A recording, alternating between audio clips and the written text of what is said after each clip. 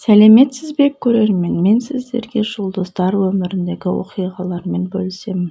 Видеоны соңына дейін көріп, лайк басып тіркеліп кетсеңіздер. Әнші Төреғали Төреәлі тағы бірнеше күнге қамалатын болды.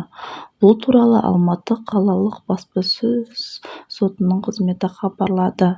Соттың мәліметінше, әртіс 613 бабының бірінші бөлігі полиция қызметкерлерінің талаптарын орындамау бойынша жауапкершілікке тартылған.